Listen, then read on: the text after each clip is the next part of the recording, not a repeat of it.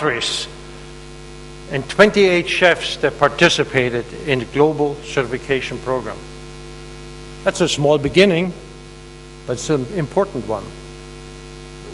And I guess some of you may ask, why certification? What's the benefit? Well, let me tell you, if we don't certify ourselves, somebody else will. And that somebody else may be a bureaucrat in some government who has absolutely no sense of what cooking is all about.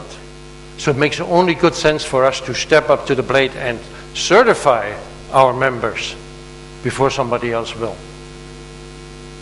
So this is a real need that was identified, and I'm proud to tell you that we are partnering with the American Culinary Federation to design, we are past that stage, and to deliver certification. And again, Ed Leonard will give you a great deal of details to let you know where we stand on it. The Train to Trainer program has been around for I don't know how long, ever since I'm involved with WACS, which is probably the last 35 years.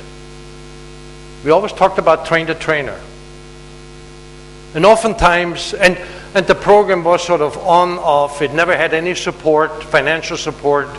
It had some individuals like Gerhard Bauer, who is here in the audience. Gerhard, you here someplace? There he is, who kind of took it upon themselves to travel to different countries and to share his knowledge. But it was never one that was very much supported by WACS or by the membership. We have, with the help of Michael Basquet and very much with the great generosity of Custom Culinary, we have been able to launch and complete a pilot program. And 10 countries that are listed here have participated, either as recipient to send a chef someplace or to receive a chef. And this is not about those that have it and those that don't have it. It's simply about sharing knowledge. Because we all have a certain amount of knowledge that somebody else doesn't have. And I'm here to tell you now that something that was a fragmented success has now received the right kind of funding, the right kind of emphasis, the right kind of priority, and I think we can build on that and make it an incredibly important grassroots effort. And later on you will hear not only more details about the program, but you will hear from a chef who went someplace and taught. And that individual will share his experience with you.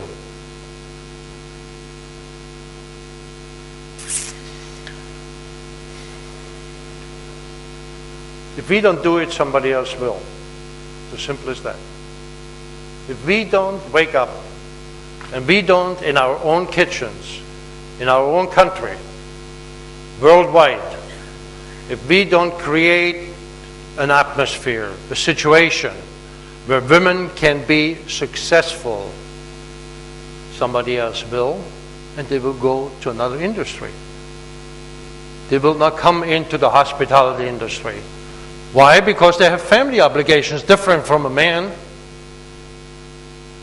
They need to be able to fulfill their obligations, so we need to understand and we need to create conditions by which women can be successful, by which they have the same chance. And I've talked to many women from around the world. When I was over in Italy, I talked to the lady chefs of Italy. I have an organization, part of the Italian Chefs Federation, of 2,000 lady chefs. And I said to them, what are your problems? And you know what? Problems are the same all over. Not equal pay for equal work. No career opportunity, because oftentimes their career has to be interrupted. Those are the problems. Same as we have them in America, same as you have them in your country. And we need to realize that women make incredible contributions to the culinary field. It used to be that people would say, well, I cannot have a woman in my kitchen because she cannot lift a 40-gallon stock pot. Guess what? Neither can I. Those excuses are gone. With today's equipment and with some compassion and some understanding, you don't need to worry about those kind of excuses. All we need to worry about is to create a condition by which we welcome women into our field, by which they will find fulfillment in their careers, and by which they can be successful. So we have made this a priority of WACS. Not because it's politically the right thing to do, because it's the only thing to do. Again, Unilever Food Solutions has stepped up to the plate and they have said, yes, this is something that we want to support. And because of that support, we were able to organize for this Congress a forum for women in the World Federation, bringing in keynote speakers that have a powerful message to deliver, bringing in seminars, making seminars on current and future status of women in the industry, and planning strategic personal workshops and creating a networking opportunity.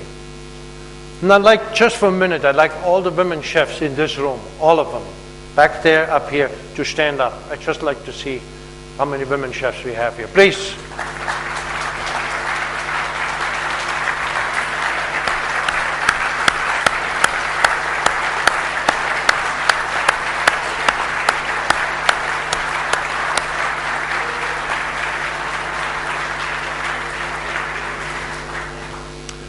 A quick calculation showed me that was about 22.75%. It should be more, and it will be more.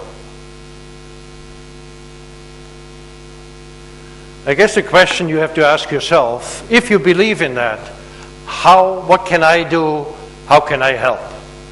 Because it's not here on this stage where this problem will be addressed. We only can serve as a catalyst, but it's at home in your kitchen where it happens, and that's where it matters. You need to ask yourself, realistically, what is it that I can do? And I really urge all of you, when we have those seminars and workshops, that you attend.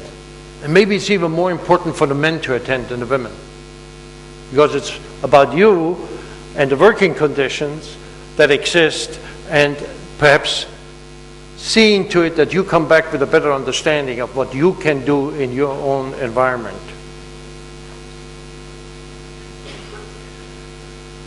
So with the great support of Unilever, we were able to bring to this Congress originally 9 women.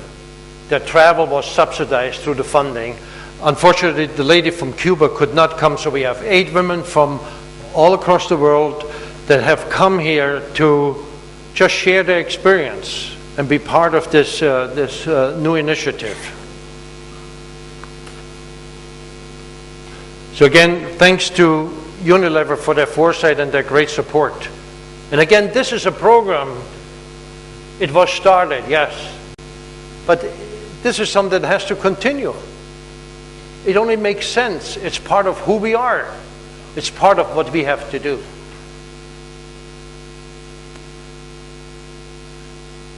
And you can see these ladies come from Canada, Germany, Romania, Serbia, South Africa, Cuba, unfortunately could not come, New Zealand, Scotland, and Singapore. Global Master Chef, another promise.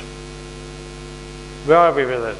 Well, at this stage, I think even today, we will introduce to you the first global master chefs of WACS, because Reinhold and his committee have worked very diligently to look at the existing programs of a number of different countries, and they're listed right here, of Austria, Germany, Netherlands, Südtirol, Switzerland, and the US, and they have